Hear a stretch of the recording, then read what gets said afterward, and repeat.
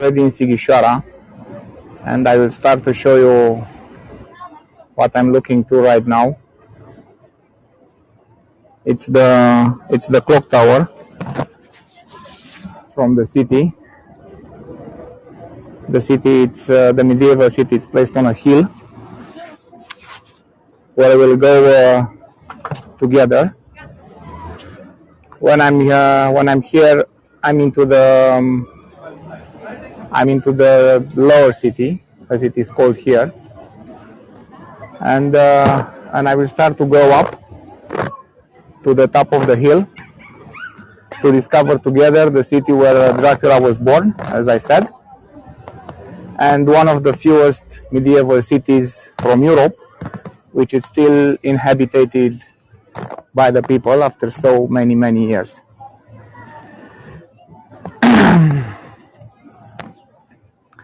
The church, it's the fortress, it's on a hill because after the invasion of the Mongols from 1241, they started to build.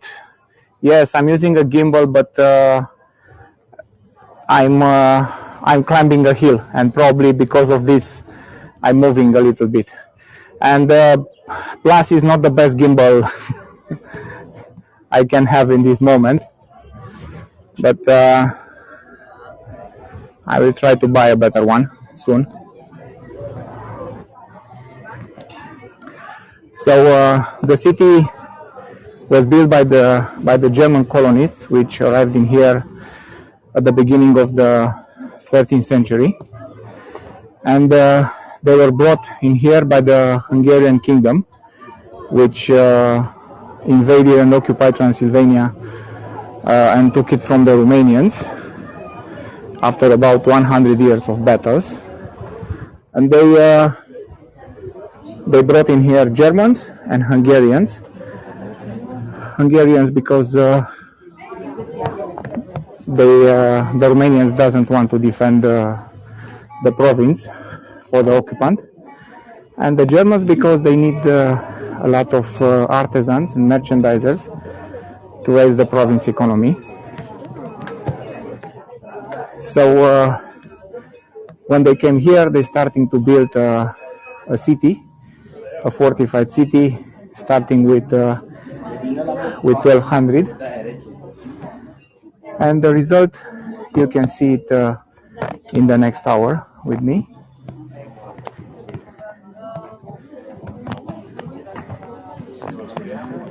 We'll enter first under the clock tower, which is the main. It used to be the main tower of the fortification, and they had something very common for those times into the medieval cities.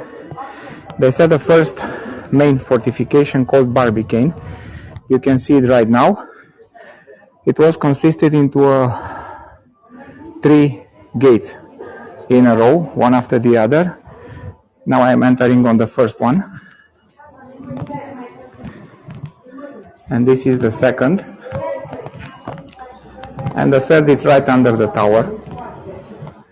And here I will stop for a bit. This clock tower, it have about 64 meters high, or about 200 feet. As you can see it right now, it's dated back in 1676, when it was renovated after a big fire which destroyed the entire city in a very high proportion. So first time they built it around 1300, and then after the fire they renovated like this. It was an artisan from Tyrol, Weltgruber, and the local carpenter, Valentin. On the superior part, around of the main tower, you can see 4 small turrets. Okay, from this side you can see only 3 right now. The 4th, you will see it when I will go under the tower. And those 4 small turrets around of the main tower was symbolizing the fact that this city had the privilege to pronounce the death penalty against the criminals. As you can know, into the medieval times, only the king had the right to cut the heads to pronounce this death penalty. But for some religious or economical or military services, he can give this right to another communities or to the nobles to do it. So here in Sighisoara, those 4 small turrets was an announcement for everybody that here in the city they can lose their head properly if they break the law. Also near the clock, which gave the name to the tower, you can see some small figures, which which are actually disposed in on 2 levels. On the superior level, it's Saturnus, the Roman god, which announced the fact that today it's Saturday. And on the second level, the lower level, to the right side with the open arms, it's an executioner. It's missing the axe from his hands. And to the left side, it's a drummer, which used to announce the passing of the time here in the fortress. As well, this was a place, a way, mostly for the carts to enter into the fortress, but also they built a small road covered with a roof, the road of the old ladies, it was called. But obviously, not only the old ladies was passing by there, but all the people.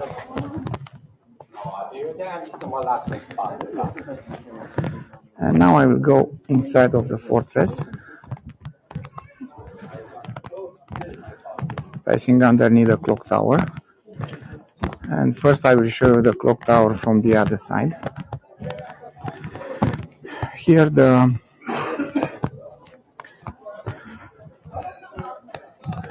you can see the thick walls and this huge and very big construction to resist to the sieges. And we arrived into the city. And I will go the other side of the tower, and I will tell you the fact that the tower also has a legend. We said that it was built by a giant, and that giant, after the construction, placed a golden globe on the top of the hill. You can see it. And he says that in the moment when that golden globe, with a capacity of 12 buckets of water, will be took down by somebody only raising his hand, that globe will be his. Till now, as you can see, the globe is still there, so is not any other giant in the area. The tower on this side have another figures which are displayed also on 2 levels. On the superior level, you can see to the left with a sword in his hand, in her hand, the goddess of reason. To the right side with the balance, the goddess of justice, and 2 angels.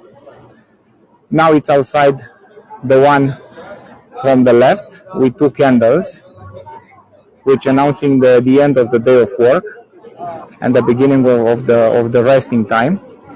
And tomorrow morning at 6 a.m. will come up the other one to announce the beginning of the day of work and of the daylight. On the lower level, to the left it's a lady, which is the goddess of peace, and to the right side it's the drummer, which also announces the passing of the time, as it used to do it on the other side. As well, here we are very close to the main square, but also we are very close to this house, which I'll try to show it to you from a distance. It's the house where was born Vlad the Impaler, Dracula. Now the house is a restaurant. You can see it's actually an inscription which said that in this house was born between 1431 and 1433 and 1435, was living in here Vlad Dracul, which was the son, which was the father of Dracula. Maybe you don't know if you attended my tour from the Bran Castle. You remember I said that the name Dracula, it means the son of the devil. I used to say that it's actually Dracula was the son of his father, because his father was member of the Dragon's Order, which was an order of knights fighting against the Ottoman Empire, which has as a coat of arms a dragon, similar with this one from here. And because the dragon in our mythology, in the Romanian mythology, the image of the dragon, it's actually the image of the evil.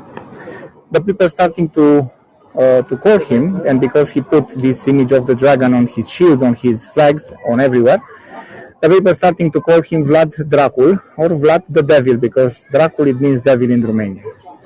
And his son was called Dracula or Dracula, which it means the son of the devil. I will enter into the house a little bit, and then I will continue to tell you stories about this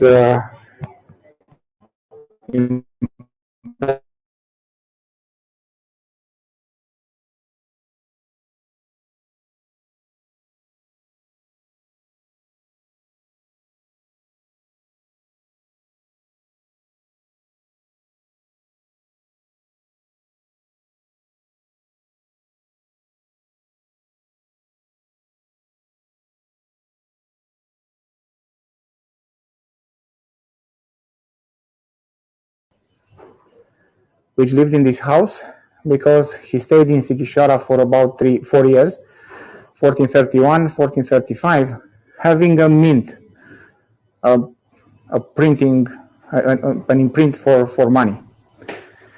And now it's a restaurant, as I said. I'll try to get a little bit and leaving the house from the back. Sarona. And this is an image of the whole city, of the whole fortress. We are here on the clock tower, and we'll go up to the church on the hill.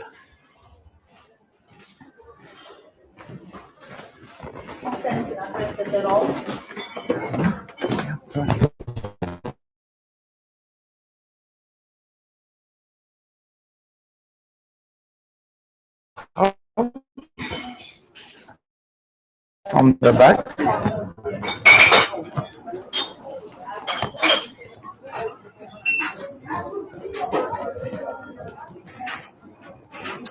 And I will continue to tell you that when Vlad the Impaler Dracula take the throne of Wallachia, the country of his ancestors, Wallachia meaning the country of the Romanians, because Wallach, it means people which man which speaks the Latin language, and Wallachia, it was the name given to the country of the Romanians into the medieval times. We calling ourselves, of course, Romanians, but all the foreigners was calling us Wallachs or Moldavians or Transylvanians. But it's pretty much the same thing with the Hungarians, that you call it like this, but they call themselves Magyars. You call their country Hungary, they call it Magyarország. In Germany is the same example, Germany Deutschland, Germans Deutsch. And Vlad the Impaler used to organize in the first day of his reign a big party where he invited all the criminals, all the beggars, all the people, all the lazy people which doesn't want to work, all those guys, and to show them that he will be a good ruler. So they came, and he put them inside of the restaurant for the party, and he burned them all. So he said after this moment, any crime in this country will be punished by death with a stick.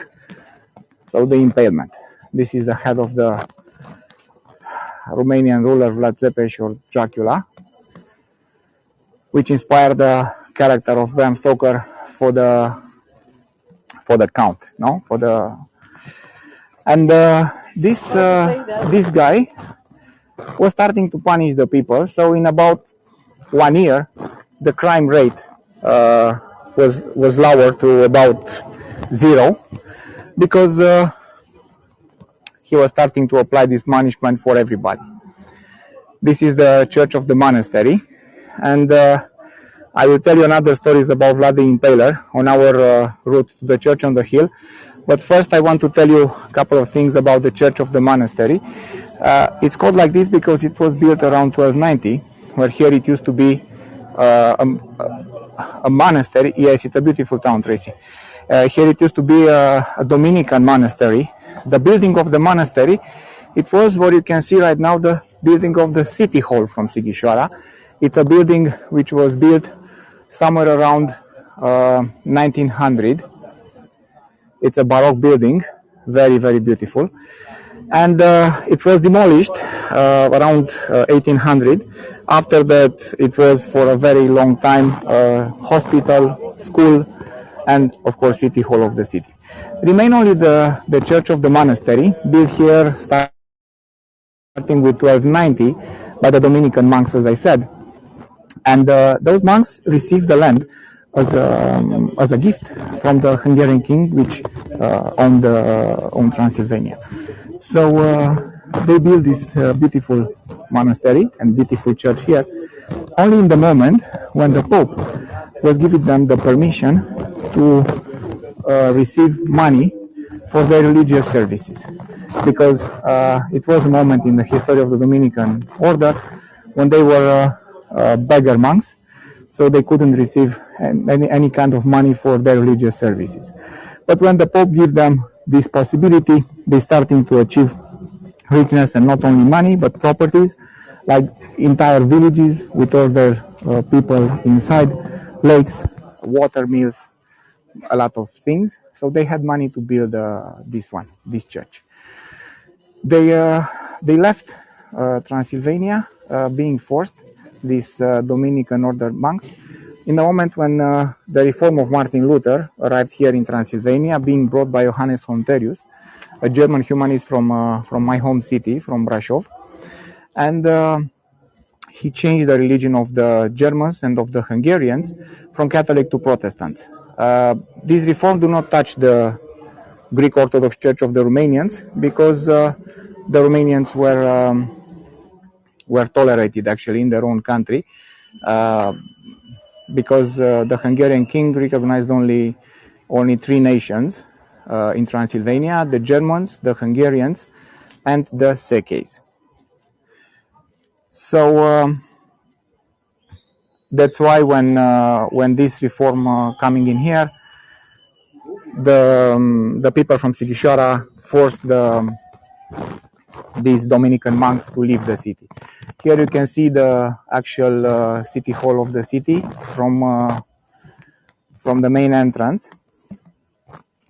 Here the entire wall of the city was starting to be built around 1300, and it have about 950 meters long.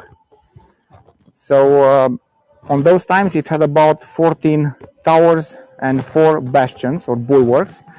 Today we have only 9 towers and 3 bulwarks, 3 bastions, because the rest of them were destroyed by the earthquakes or by the attacks of the enemies, and of course by the passing of the time. Here is one of the corners where it's missing one of the bulwarks, one of the bastions of the city. Now, as you can see, it's a parking place, and I'm going slowly on the street to that tower that you can see it in front of you. It's the tower of the Catholic Church, which was raised in here starting with 1900, on the place where used to be the Franciscan monastery. I told you about Vlad the Impaler, Dracula, and I will tell you that it came a time in his country when he placed on a well, on a crossroad, a golden cup to have the people to drink fresh water during of their journeys, and of course nobody was stolen it because they knew the punishment. And another story is saying that traveling from the country through the country, he met a man, a peasant, which was working the field, and the clothes on that man were pretty ripped off and dirty. So he asked the peasant if he is married. He said, "Yes, I'm married, sire." "Okay then, lead me to your woman." So they go home to the peasant's home, and Dracula asked the wife, "Did your husband brought to you last year enough hemp to make clothes?" She said, "Yes." Then why he is working with those clothes, dirty clothes on him and ripped off clothes? Why? Because she wasn't able to give a straight answer. He impaled the wife for being lazy. Another example about Dracula is saying that the Sultan Mohammed II, the conqueror of Constantinople in 1453, sent some ambassadors to Vlad the Impaler to order him to pay the tribute to the Sultan, to the court of the Sultan. And after was listening the message, Dracula said to the Turkish ambassadors to take off from their heads the turbans as a sign of respect in front of him. Thank you, Marius. And because their answer it was that they will not reveal their heads in front of a non-believer, he said, "Okay, if it's like this, I will order to be nailed from your heads, your turbans, with some thick iron nails, just to not fall off in case the wind is starting to blow in here." Another story, are endless stories about this, but another story says that after this thing, Sultan Mohammed II decided to get rid of Vlad the Impaler, Dracula. So he sent 2,000 soldiers to capture him and to brought him to Istanbul. Vlad the Impaler Dracula knew this, heard this from his spies, so he captured those 2,000 Turks and he impaled them all. Of course, the chief of the leader of the Turkish army was put into the highest spike, just to be just because it was the highest rank. And after this moment, he was invaded by Mohammed II army, and he found a very clever way to defend himself. I will tell you in about 5 minutes, because I want you to show you here Casa Georgius Krauss. It was one of the historians of Sighisoara, one of the humanists of Sighisoara. Now his home is a hotel and a very fine restaurant of the city. And of course, obviously, here in front of me, it's one of the towers which remain standing in front of the passing of the time. It's the Shoemakers Tower. And this is making me telling you a little bit about the guilds, because it's called the Shoemakers Tower just because of the fact that the Shoemakers Guild was taking care of this tower. In case of why did he like this method of killing so much, I will tell you in a minute, Dean. Because the guilds was taking care of the towers, was defending the towers, maintaining it and repairing it. This method of killing Dean, it's actually not his idea.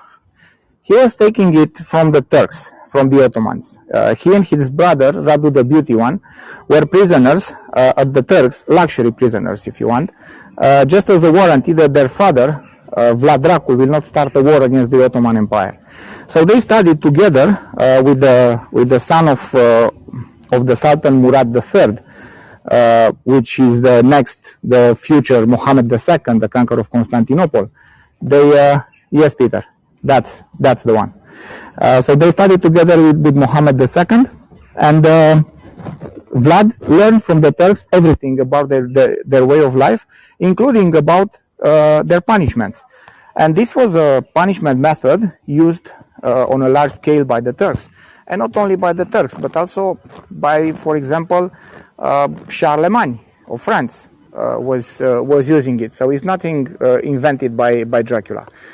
This is a picture which I recommend you to take it, because it's something that you will find in many travel guides, book guides about Sighisoara.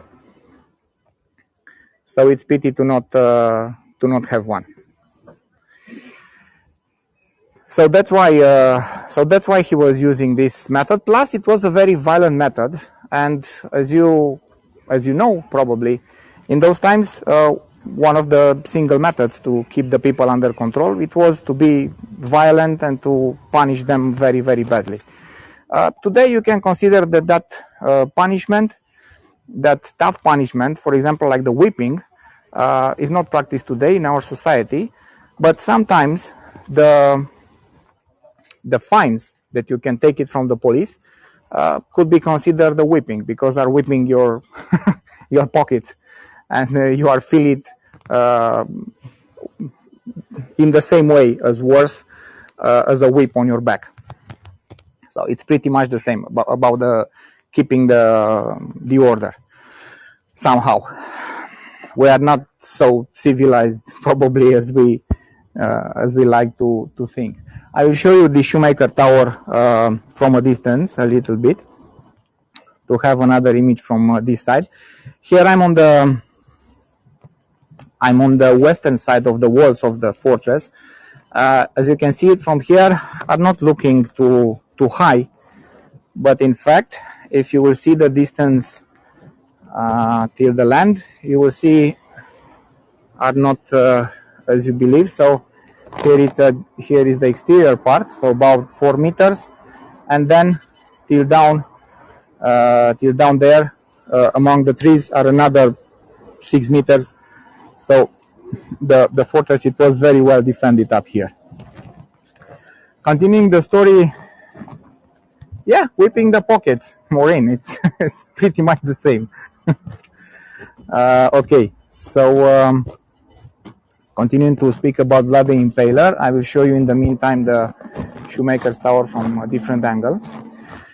So Mohammed II invaded Wallachia, the country of Vlad, or the country of the Romanians, as we used to call it. And maybe you know, into the Western history of Europe, you know about battles about 6,000 people against 4,000 people. This was pretty much the maximum.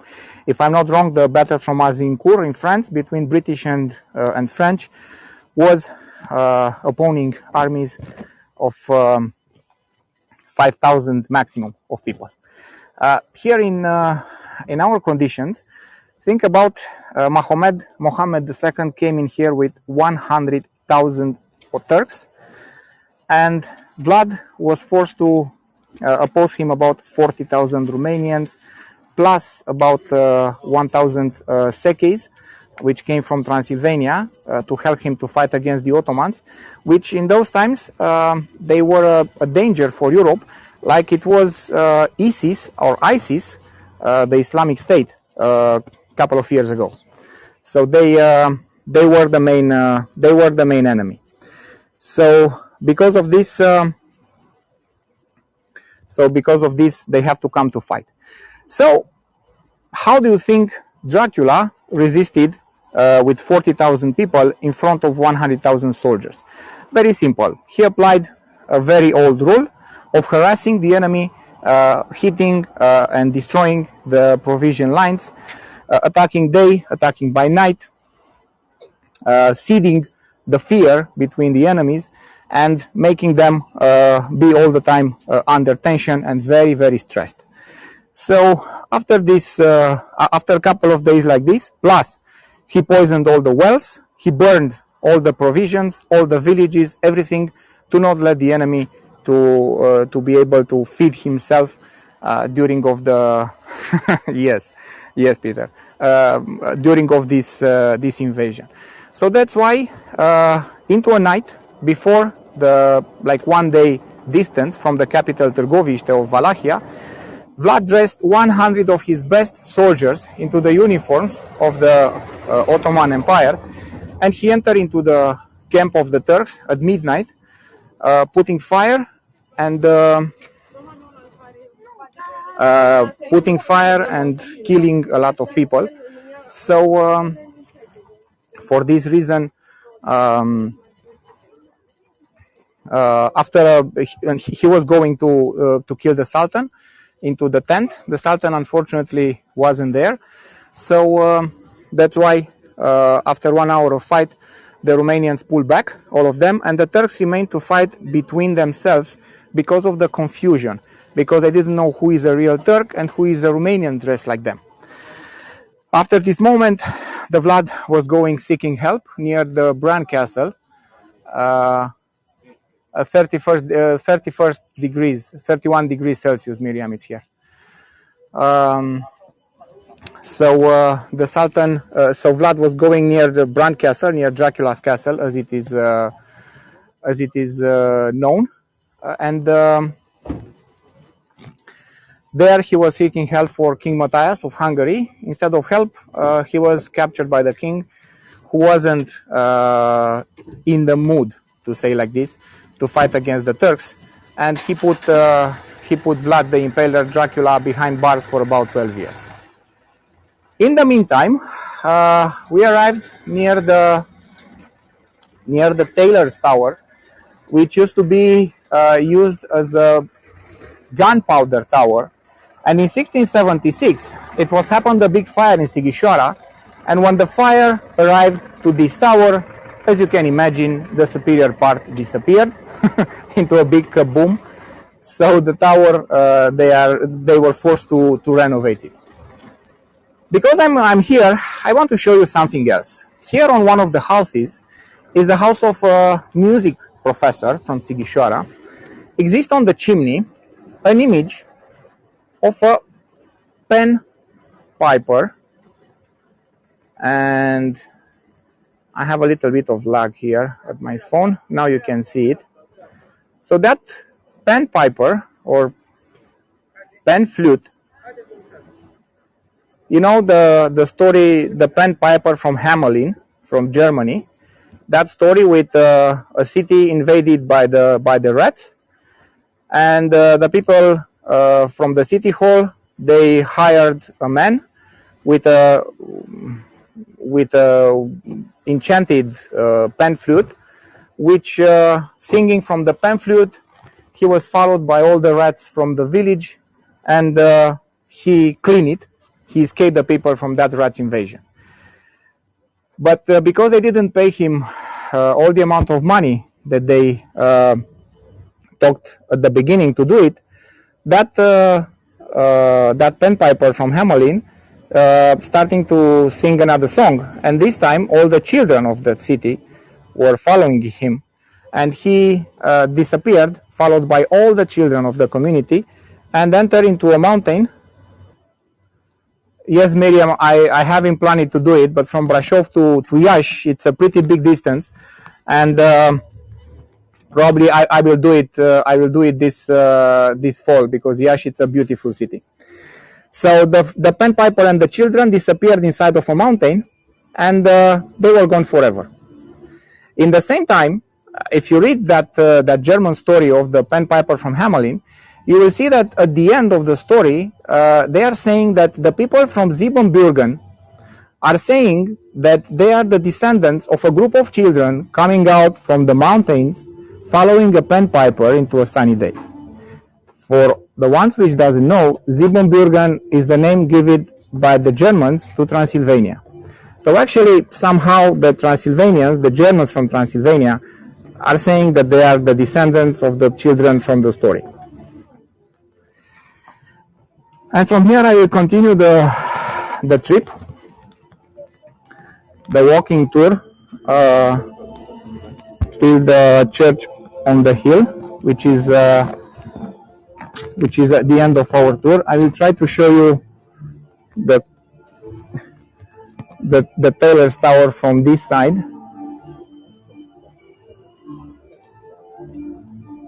It's a pretty big one, as you can see it. And now I will continue along the walls, going to the church on the hill, and continue to tell you about the Vlad the Impaler. So, to end the story actually. So after 12 years in prison, he came back on the throne of Wallachia only for 3 months, because he was killed by his nobleman actually, which wasn't peace and silence in their lives, tranquility, not to fight against the Turks and to have wars all the time, even for independence of their country. I'm going now, as you can see, to one of another towers of the city, and I will start to tell you about the guilds.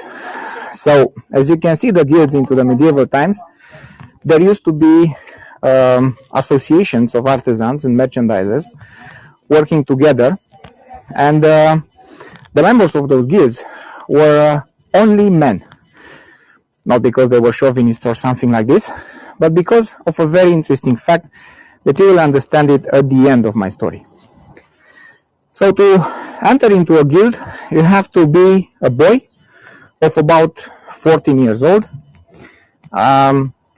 You have to sustain an exam to enter first to work as an apprentice for about 2 years. At the end of those 2 years, you will sustain an exam, and if you take the exam, you can go to travel and work practicing your new job for about 2 years into another areas than your city. After those 2 years, you will come back, will sustain another exam, you will pay about 50 gold coins, and if you graduate that exam, you will be accepted into the guild with the condition to get married with one of the girls of the previous members of the guild. That was the idea, to be only men, because they got to keep the business into the family. And here I am closing to the Furrier's Tower, belonging to the Furrier's Guild. Thank you, Michel. And also near it, it's the Butcher's Guild, because those two towers were defended by those guilds. And in between, I'll show it to you, it exists a small square where the cattle were divided in between the owners into the evening when it was coming back from the field. So as you can see, a city, a fortified city, fortified with about 14 towers in those times. And today remain only 9. I still have a lot of things to show you till the top of the hill. This is the small place where they used to divide the cattle. Yes, Miriam, exactly. It's a way of killing people, pretty common in those times. This is the Butcher's Guild tower. You can see it.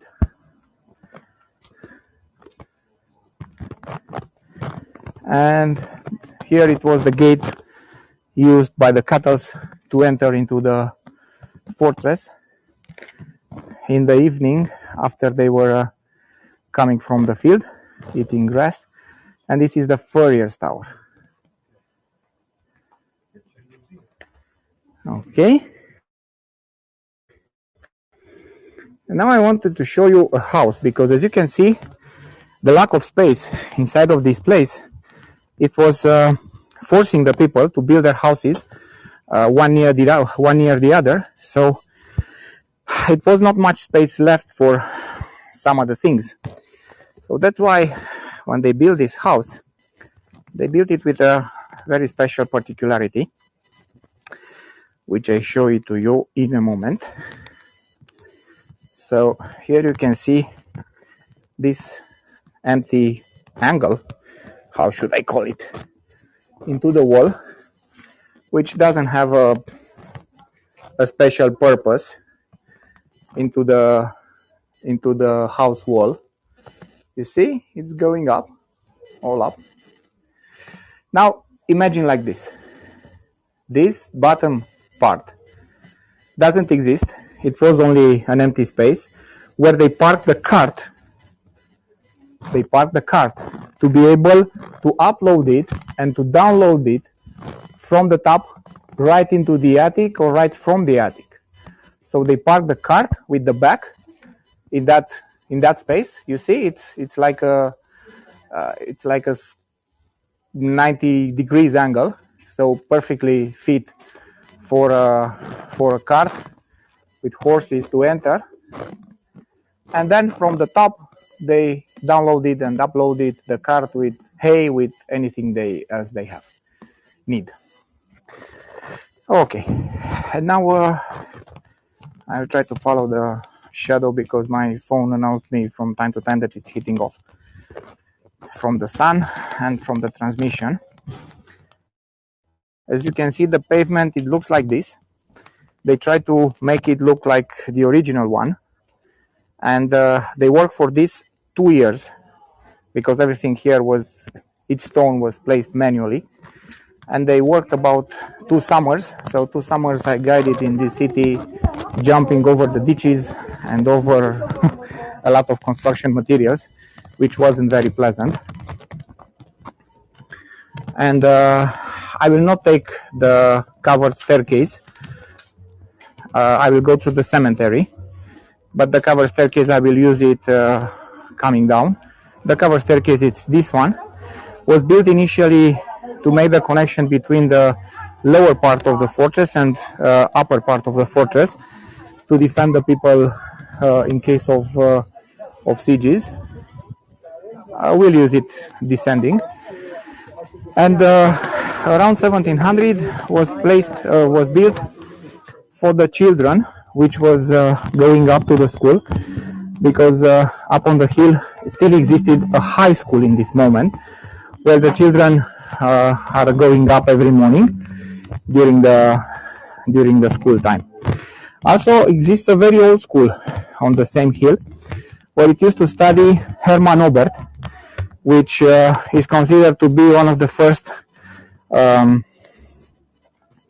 rocket scientists in the world, if not the first one.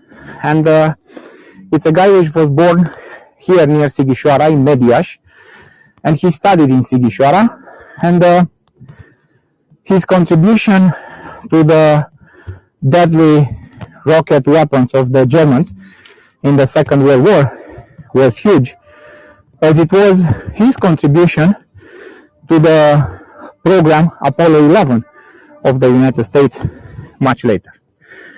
So 2 personalities we had in this city: Vlad the Impaler, Dracula, and Hermann Oberth, one of the first rocket scientists in the world. The time in Romania, it's 20 to 5. The time in Romania is 20 to 5. I appreciate that it's about 10 a.m. on the eastern coast of the United States, and probably somewhere into the night in Australia. That's why you have to be very careful when you schedule those tours to be in concordance with the times from another meridians. So our goal is go up there. What is the rope maker's tower, which is still inhabited by the guardian of the church on the hill. And if the door of the cemetery is open, I will take the road through the cemetery. Yes, it is.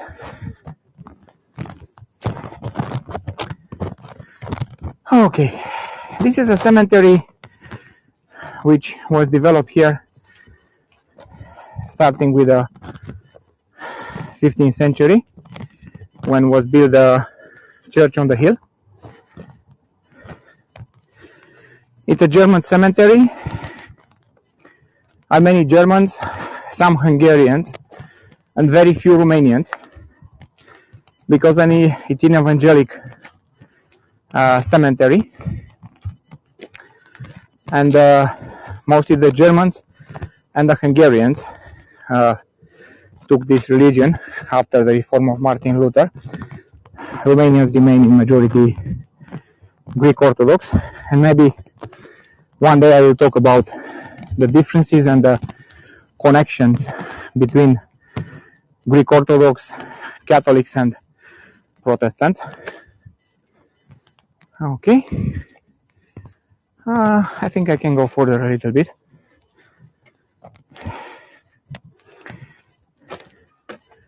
It's very quiet in here.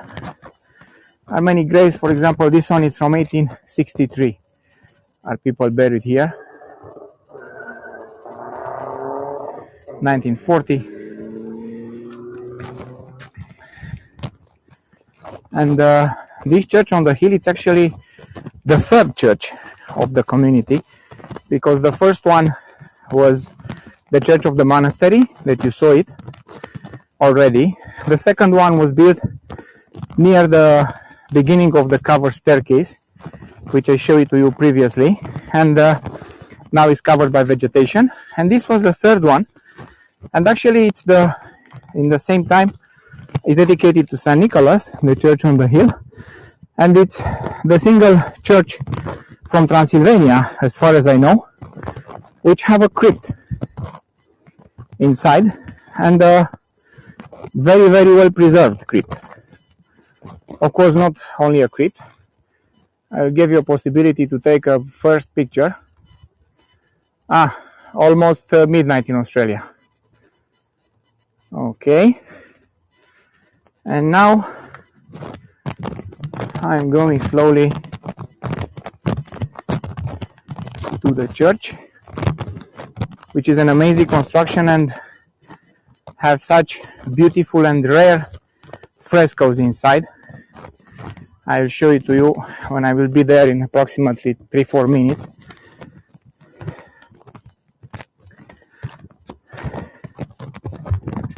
Okay. So inside of the church is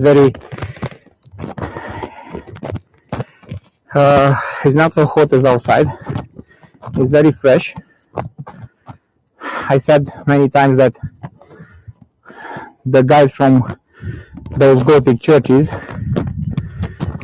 where it's very fresh inside, during the summertime, using to let the doors open just to refresh the atmosphere from outside. Okay, now we'll go to the church. I want to. Okay. I hope my friend Alin is here. He told me great stories about some tourists from the capital of Romania, which was coming up here by the car and was asking him, where is the fortress from Sighisoara? And he says, well, we are right in the middle of it. Okay, this is the eastern side, the western side of the church of St. Nicholas. And now I will go inside of it.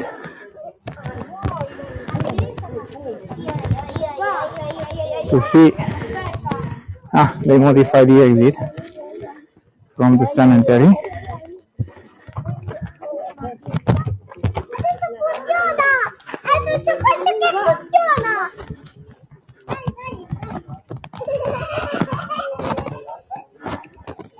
I will enter in a minute. Să rămână. Am vorbit cu Alin să vină astăzi cu unul preot să fac o vizită în interior. Da? Să rămână. Mulțumesc. Okay. My friend Alin is over there working. So first thing which I want to show you is this painting. As you can see, up it's the crucifixion of Christ. The cross it's on a hill.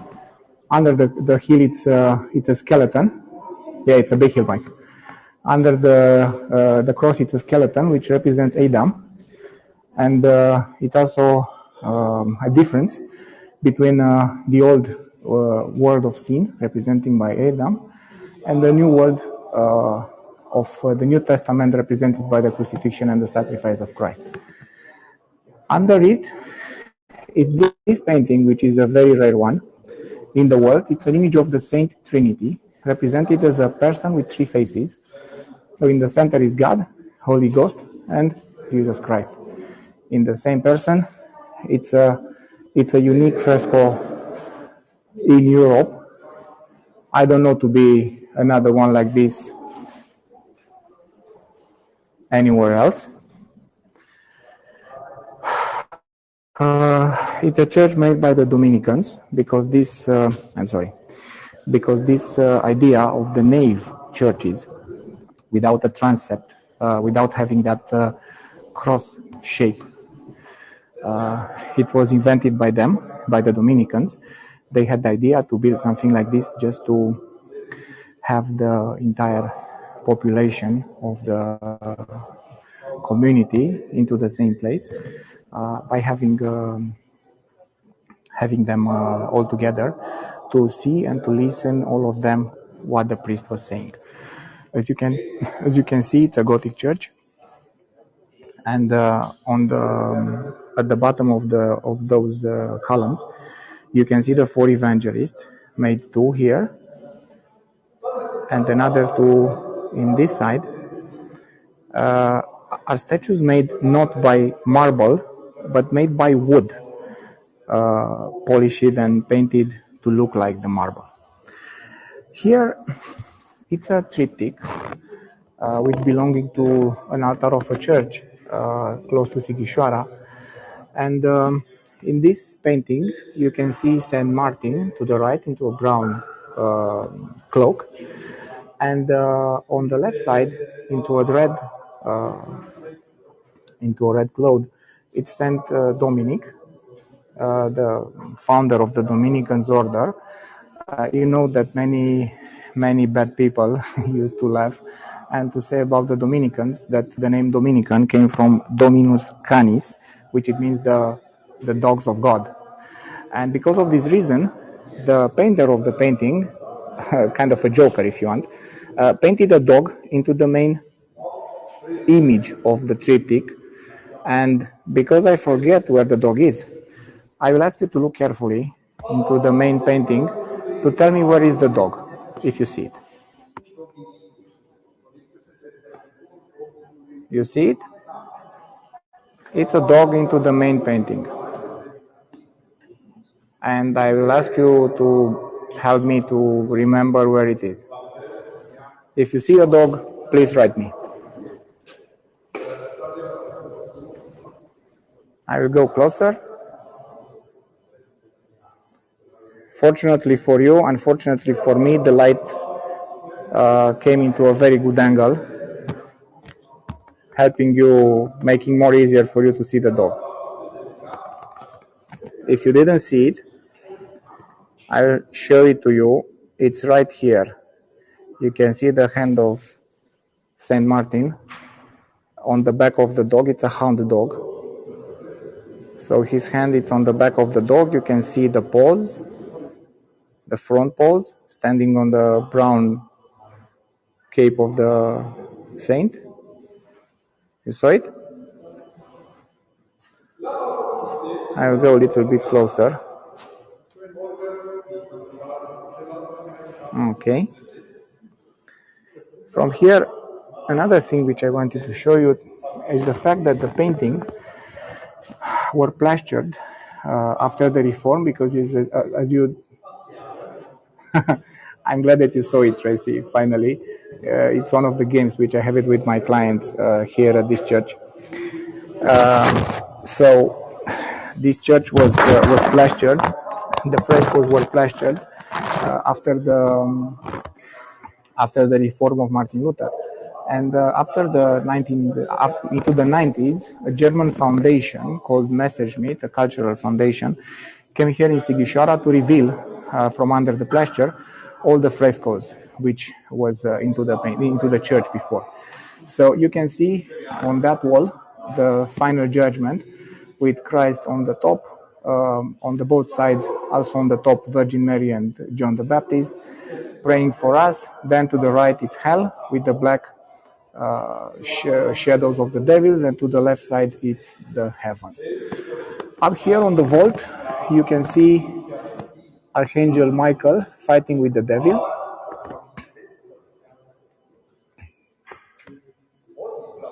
I will give you another image of the final judgment if you want to take pictures, postcards. And here on the wall it's the story of Saint George killing the dragon. Actually, here he is capturing the dragon. You can see it right here. The dragon with brown and Saint George into a red dress, into a red cloth, capturing the dragon. Of course, as you can see, Saint George was a very peaceful character. He never fought with a dragon. Actually, the dragon is the symbol of the evil, as you know.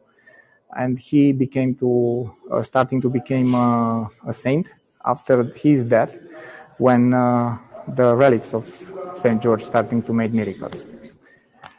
Now I will go to another altars, another shrines brought in here just to be preserved in good conditions by the people from Sighisoara to not be theft by the thieves, stolen by the thieves. And here you can see that the proof that those statues are made by wood. You see, it's wood carved, which looks like stone or marble from the distance. Those altars were stay closed. You can see here it's like a window protection was stay closed. Was another painting on the exterior side and was open only on the important celebrations on Sunday morning or Easter or Christmas or Virgin Mary's Day to see the carving from inside. Before to descend into the crypt, I want to show you the main painting of the altar. The main painting of the altar, which is displayed in here. The main painting is a Baroque one. The decorations around are Gothic. I will show you right now and I will tell you the story of the painting, which is a very interesting one. So, as you can see, even that the light is not very good. It's a very common theme of painting of the medieval times, which is called Saint Anne and her family. In the center of the image, into a green dress, we have Saint Anne, Mother of Virgin Mary, keeping in his arms two children. To his right arm, it's baby Jesus, and to the left arm, it's Maria with a mature human face and the baby body. On the backside of Saint Anne, from left to the right, are her first three husbands. Only the fourth is Saint Joseph. On the lateral sides are her sisters with their husbands, and into the corner of the painting, it's a man with a white cape, which is the painter of the painting. And now, if you will unite with an imaginary line all the heads of the men from the painting, will result a circle, which is the sign of continuity and perfection without a beginning and without an end. If you will unite with the imaginary line the heads of the women, the result will be a triangle, which is the symbol of Saint Trinity. If you will inscribe a circle into a triangle, the result will be the eye of God. So the painter was a very smart one, and have painted a very beautiful symbol of the eye of God, which saw everything into this world. Here we have the benches, the pews, where the people used to stay. Thank you, Karen. Used to stay on the religious service, and also these pews from this side. And now I will go inside of the crypt. I hope that the signal will not falling. Till then, I will show you the organ, which as well it's placed on the western side of the church, into a place where it used to be the honorable place for the people which paid a lot of money to maintain the church and to keep it in a good shape for the renovations. And also, this church was built, like many other churches in Transylvania and in all over the world, was built on the ruin of a Romanic church, because the Romanic style was built before the Gothic. And now let's go into the crypt. Let's go into the crypt.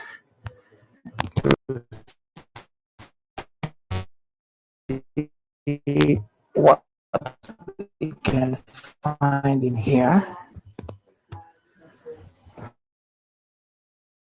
And priests were used to be buried. And I want to try to go to show you one of the original coffins which were buried here, which is, you can see it through this window. It's a coffin which is here since at least 1700, 1770. I'm not there to go further, not because of Dracula, but because of the signal. I don't want to lose the signal. And I will try to get out from the crypt. Even that inside of this crypt, many people told me that they are feeling the spirits of the dead ones. I will not leave the church till I will not show you something else. You know that before the people, this is St. George into another painting. You know that before the people used to be buried inside of the church, especially the rich people, the wealthy people. And I want to show you a couple of tombstones of one of those rich people, because are very beautiful carved. This one was belonging to one of the members of the Furriers Guild. These things represent furs of animals hanged to dry.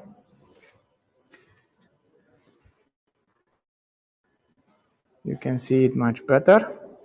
And near it, it's a tombstone belonging to one of the mayors of Sighisoara. See how beautiful it was carved.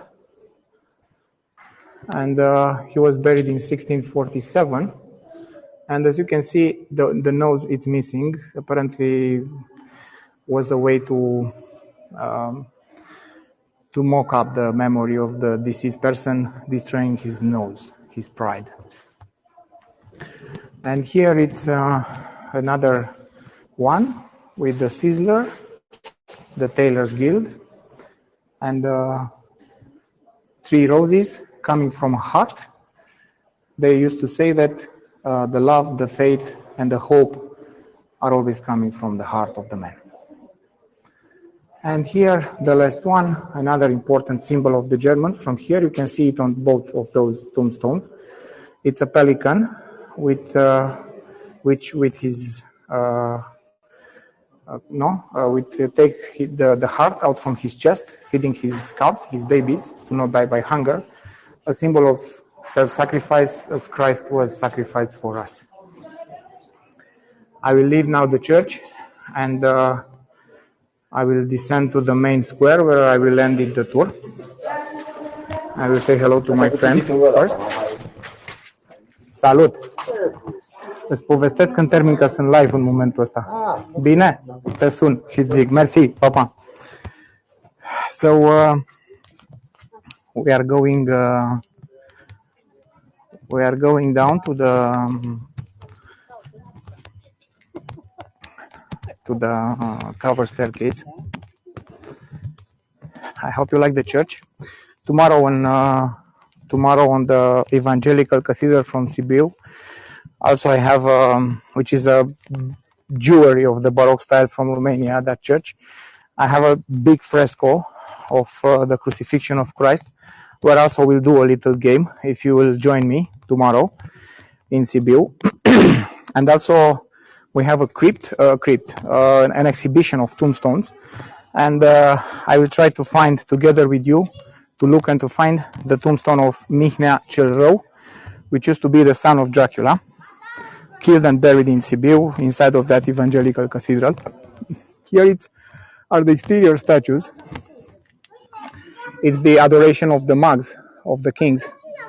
You can see it's Virgin Mary with baby Jesus in her arms, which received the visit of the three kings. Here is the first one, and the other two on the other buttresses of the church. See the second and the third. Three of them saluting Maria and congratulating her for the giving birth to our Lord Jesus Christ. And here is the school where used to study Hermann Oberth, the first rocket scientist with important contributions into this science, including into the program Apollo 11. And here across the street, it's the high school Haltrich from Sighisoara, where the children are coming every day, climbing the cover staircase to assist to their classes. It's Joseph Haltrich High School. And here we are going to the cover staircase, which will take it at about 172 steps to climb and to descend on this staircase.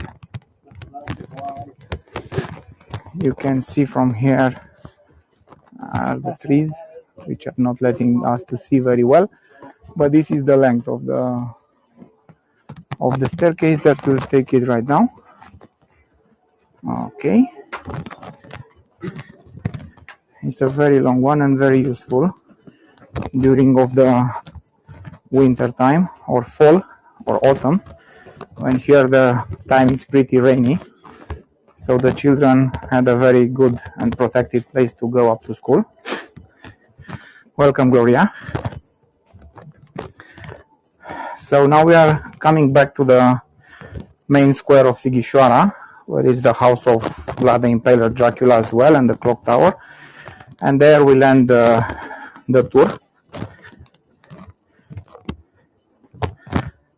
But first you have to see this last side of the city, which, as I told you and as you saw by yourself, it's full of houses inhabited by the people. That's why it's one of the few European cities from the medieval ages which is still inhabited, and this is something very rare in Europe.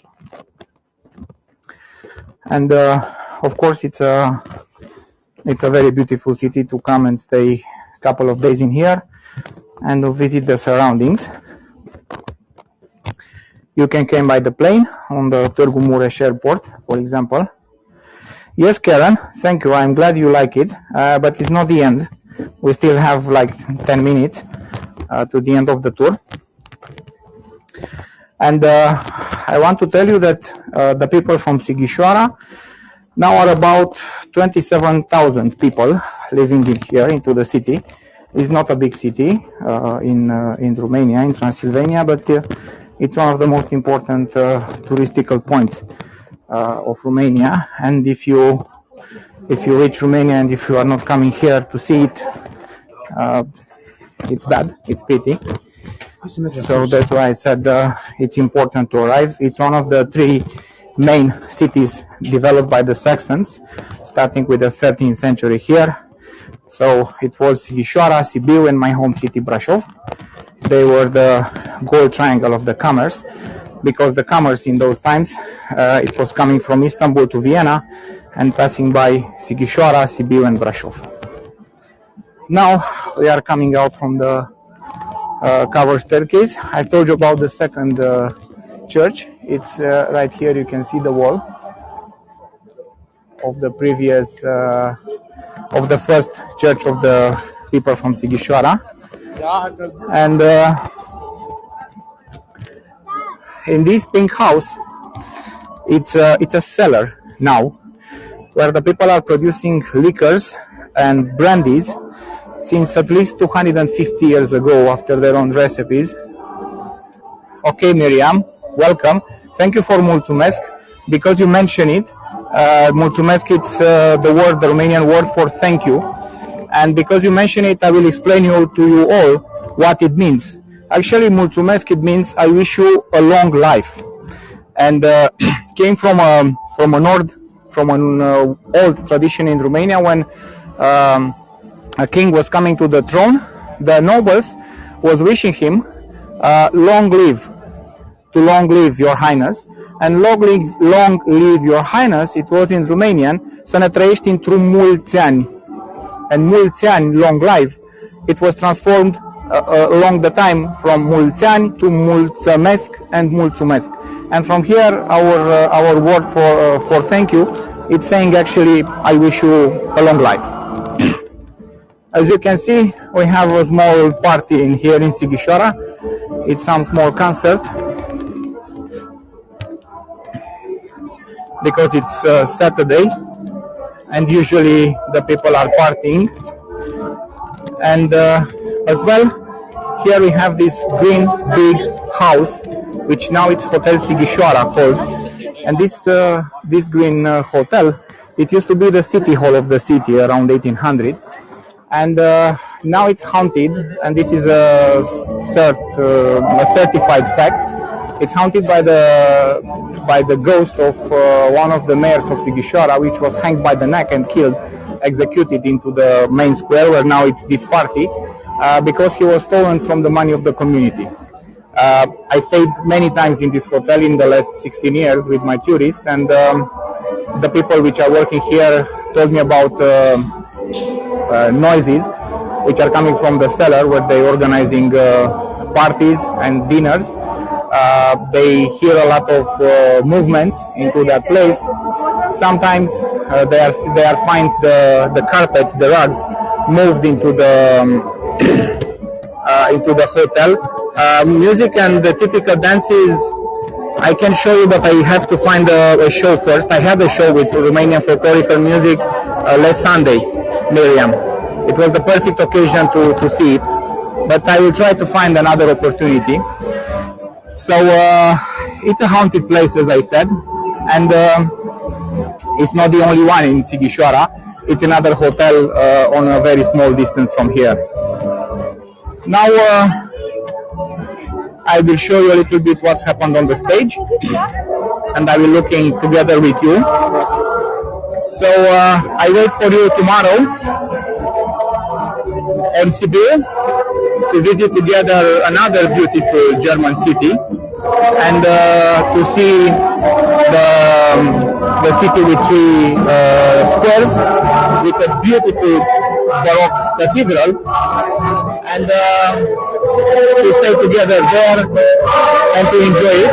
And now I will let you for another 2-3 minutes into the company of the music, and then I will turn off the transmission from the city of Dracula, Sighisoara, in Transylvania, Romania.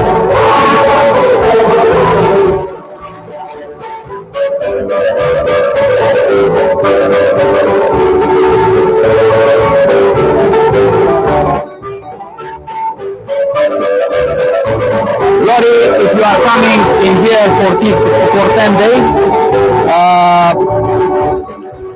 send me a message. Maybe I will do a tour for you somewhere and we'll meet.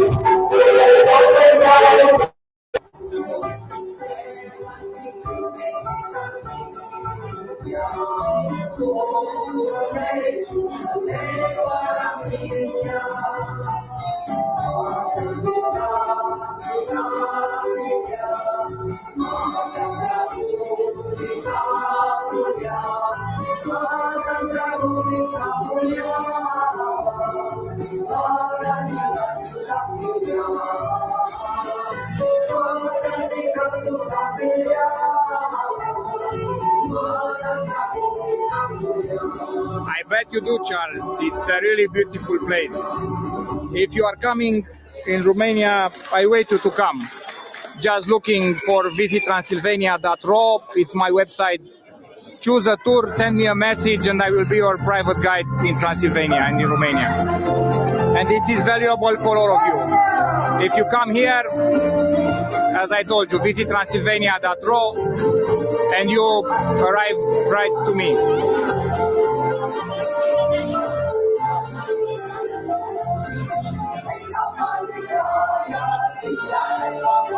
And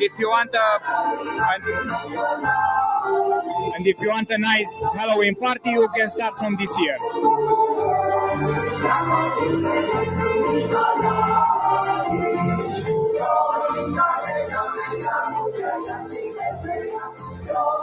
Thank you, Bonnie. I will end the transmission here. I remember you, if you want to take contact with me, try it on visittransylvania.ro. It's an email there. It's right coming to me. If you come into Romania, do not hesitate to contact me, to meet me, to have a tour together. I wish you a very pleasant night, evening, or day. And I'm waiting you tomorrow to follow me at Sibiu on the Let's Baroque tour. Bye-bye to you all.